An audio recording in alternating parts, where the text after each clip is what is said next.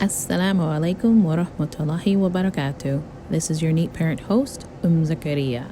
Inshallah, you're doing well. Today I want to talk about 5 reasons Muslim parents need alcohol in their homes. Yes, alcohol. We know that alcohol is haram to consume.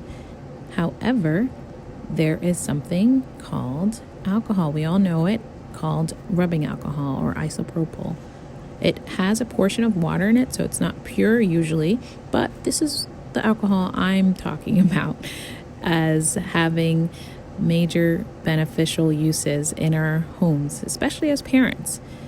The number one way is for the owies. If we just put some of the rubbing alcohol in a spray bottle, or if we put a pump, kind of spray pump, into the alcohol bottle or the rubbing alcohol bottle, we can use it as a quick way to just disinfect and clean areas in which there are the scrapes and the bruises and owies on our children as well as ours. Sometimes we just get a cut in the kitchen, or we get a paper cut, or we get a scratch somewhere from the nail sticking out on the floor. It just happens. So for sure, rubbing alcohol in Muslim households is a beneficial item, antiseptic item that is necessary for us to have, and it is not haram. We're not consuming it, inshallah. Second way in which rubbing alcohol or alcohol is very beneficial in our Muslim households is to spray the electronics. Once again, if you put your rubbing alcohol, your isopropyl alcohol, into a spray bottle, whether it be the small one or medium-sized one, and label it, of course, and keep it out of reach of children, obviously, and have it readily available for spraying the iPads, the tablets, the keyboards, the computer mouse, or your phones. Having it instantly, especially because it evaporates or dries pretty quickly. Even though there is a portion of water in there, it dries relatively quickly, and it is a quick, easy way to sanitize and clean your electronics. And especially in Muslim households, we definitely know, just as parents, how often our phones get utilized by ourselves or by our children, how often electronics are utilized by ourselves and our children. And there's just a quick way, and you could probably throw in the remote controls as well, but that one you probably don't want to spray directly onto it. Probably obviously spray it onto a cloth and then wipe down your remote controls as well. Inshallah, that'll be beneficial and zero damage, as well as just quick, easy ways to clean with rubbing alcohol. Clean and disinfect also. Another way in which rubbing alcohol, isopropyl alcohol, is a handy thing to have in Muslim households, especially as parents, is to clean the bidet, particularly the knobs or the handle, depending on which type of bidet you have, and as well as cleaning the handles of the actual toilet.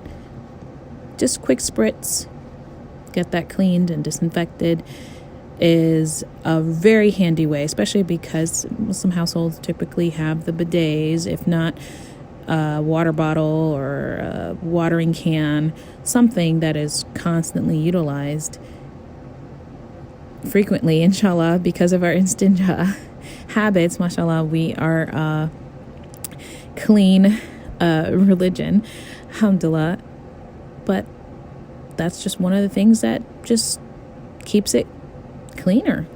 Just spraying or spritzing the knobs of your bidet, of your bidet handle or the bidet knob, or the toilet flush buttons or the toilet flush handle, is another way in which rubbing alcohol or isopropyl alcohol can be a very beneficial item in our Muslim households, inshallah. Another way in which rubbing alcohol can be utilized in our households is for a DIY ice pack. Sometimes you don't have ice ready, or if your ice maker is broken, or you don't have one, or ice is not ready yet in your ice tray. Sometimes you just need an ice pack for an owie, particularly the owies. As parents, we experience owies frequently, so having bandages are obviously available, but the owies sometimes don't need a Band-Aid. So, and they don't need to be disinfected or spritzed with alcohol. However, the DIY ice pack is basically water and rubbing alcohol in a Ziploc bag. I like to double the Ziploc bag just in case it might spill or someone might open it by accident, and then label it owie pack or ice pack and leave it in the freezer. And it's a nice squishy, it never solidifies like pure ice, pure water, because of the alcohol component. However, it's a 2-to-1 ratio of water and alcohol. So obviously if you put like 1 cup of alcohol, put 2 cups of water and put that into your sandwich bag or your Ziploc or your freezer bag. And like I said, I like to double bag it just to prevent any spills accidentally or punctures that might happen, and put it in your freezer. And it's a nice squishy DIY ice pack for those owies, inshallah, that are usually inevitable, sometimes one a day, depending on your household.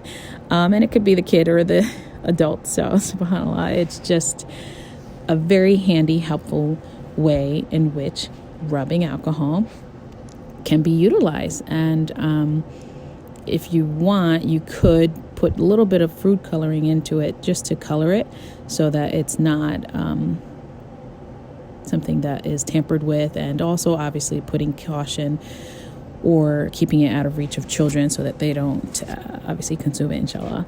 Everyone's safe. The other way in which it can be utilized is spraying and deodorizing or spritzing shoes. It actually can be utilized a step further and sanitize the shoes.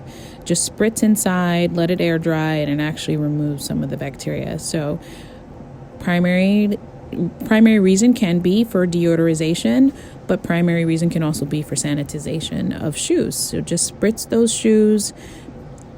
I'm a shoe-free house. Most Muslim households are as well, but we have the area in which the shoes are located, and just spritzing all of the shoes on the rack or all of the shoes in the mudroom or in the shoe area is a way in which to deodorize. Sometimes it just happens. You have guests, or yourself or your relatives may not have the friendliest smelling shoes, but that's a quick spritz, a quick way to deodorize the area. And then the step further, if you want to sanitize, you can do that as well with rubbing alcohol, inshallah.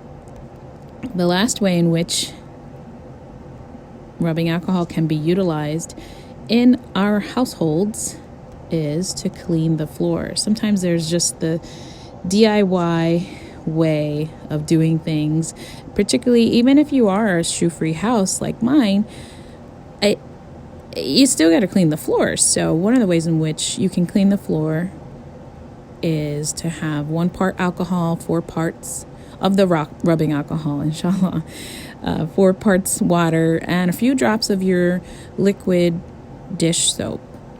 So sometimes we don't want to do the math, but 1 part alcohol and 4 parts water and a few drops of the liquid dish soap would equal, let's say, for example, you have 1 cup of rubbing alcohol. You would put 4 cups of water. Distilled water preferably, which is basically just boil the water or the water from your tea kettle. You just put 4 cups in there, inshallah, and then a few drops, maybe like 8 drops, 5 to 8 drops of the well, it's not for the dishwasher, but the liquid dish soap. And you have instantly your floor cleaner, inshallah. That'll be a quick, easy way to clean your floors, inshallah. So we have rubbing alcohol for spritzing on the owies and scrapes. We have rubbing alcohol for the electronics.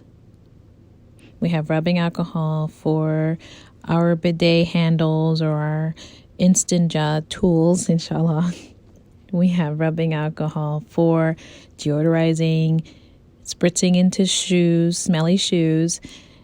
We have rubbing alcohol for the DIY ice packs. We have rubbing alcohol for cleaning our floors. Inshallah, these were helpful tips. May Allah allow us to benefit from using something in a very halal way, inshallah. Until the next episode, Assalamu alaikum wa rahmatullahi wa barakatuh.